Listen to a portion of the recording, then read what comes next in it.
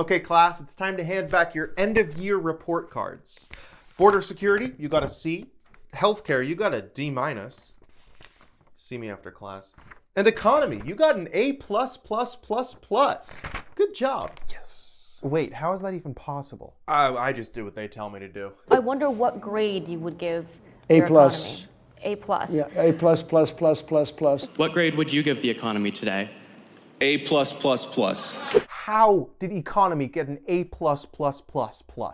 There's no way he's doing that good. Only 31% of Americans approve of how Trump is handling the economy. Looks like somebody's jealous that they only got a C. I'm not jealous. His unemployment rate is 4.6%. That's like the highest it's been in 4 years. Okay, that's not fair. I added 64,000 jobs last month. Yeah, but that's after you lost 105,000 jobs in October. But those were just federal government jobs. We don't have complete data because of the government shutdown. How does that make it any better? Boys, settle down, okay? You're both right. Economy is doing well. And economy is doing very, very poorly. What? You see, economy is currently what's known as K-shaped, where all of the benefits of economic growth are consolidated among higher income Americans, while lower income Americans receive essentially none of those benefits. You know what, now that you mention it. It's the reason retail spending has remained steady despite nearly half of Americans reporting that they're struggling to afford groceries, utility bills, housing, healthcare, and transportation.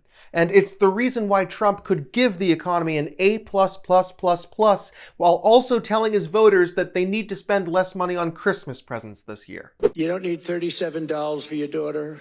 2 or 3 is nice. On paper, economy is doing really well. His stock market has hit record highs with 15% year-to-date growth, and consumer spending is remaining on solid footing.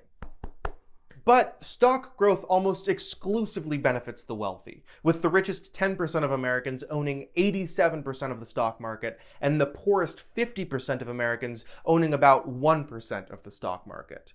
Consumer spending has also been increasingly driven by high-income consumers, while spending growth among low-income consumers has been much weaker, and credit card debt among low-income consumers has increased substantially since 2019.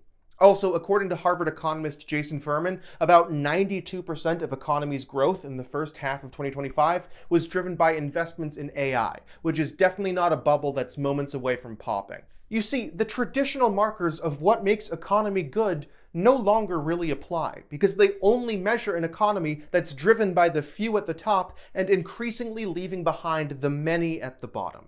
So are you going to change his grade? I would, but I already wrote it in red marker, so